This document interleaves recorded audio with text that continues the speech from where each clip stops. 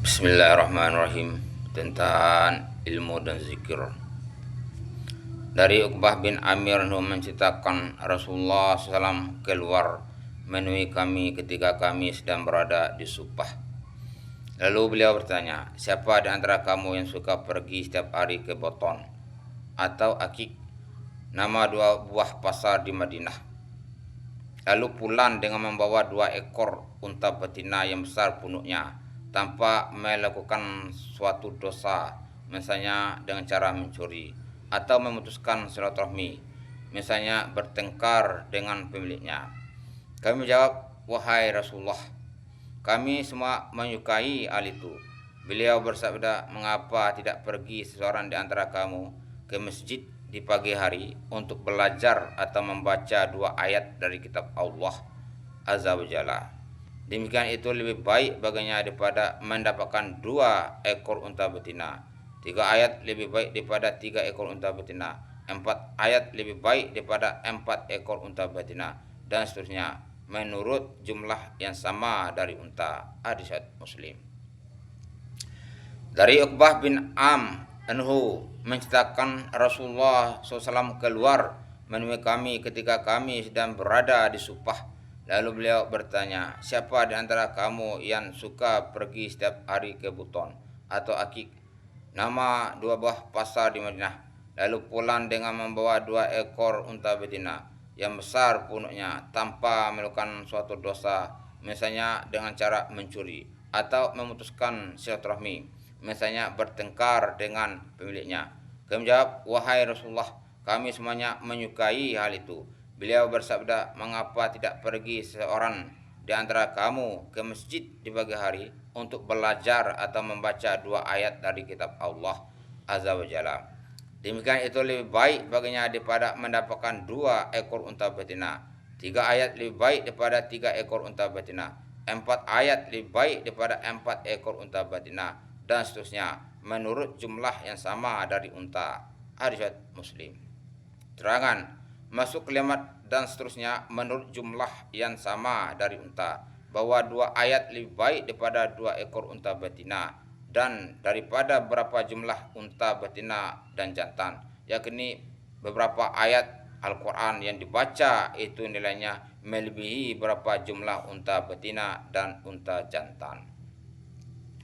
Dari Muawiyah berkata, aku mendengar Nabi SAW bersabda, siapa yang dikehendaki oleh Allah untuk diberi kebaikan, maka Allah memberinya kepahaman agama. Aku hanyalah pembagi, dan Allah lah yang memberi. Riwayat Bukhari. Dari Muawiyah berkata, aku mendengar Nabi SAW bersabda, siapa yang dikehendaki oleh Allah untuk diberi kebaikan, maka Allah memberinya kepahaman agama. Aku hanyalah pembagi, dan Allah lah yang memberi. Hadis riwayat Bukhari. Terangan, sesungguhnya aku hanyalah pembagi dan Allah lah yang memberi. Maksudnya bahwa Rasulullah SAW datang sebagai pembagi ilmu, pengetahuan, sedangkan Allah lah satu-satunya zat yang berkuasa memberi hidayah, ilmu pengetahuan, kepahaman agama, kesadaran dan pengamalan yang sesuai dengan maksud ilmu. Dari Anas berkata, Rasulullah SAW bersabda, sesungguhnya di antara tanda-tanda dekatnya hari kiamat adalah diangkatnya ilmu pengetahuan, munculnya kejahatan, diminumnya khamar secara bebas, dan merebaknya perzinaan. Hadis riwayat Bukhari. Dari Anas berkata, Rasulullah SAW bersabda, sesungguhnya di antara tanda-tanda dekatnya hari kiamat adalah diangkatnya ilmu pengetahuan, munculnya kejahilan, diminumnya khamar secara bebas, dan merebaknya perzinaan. Hadis Bukhari.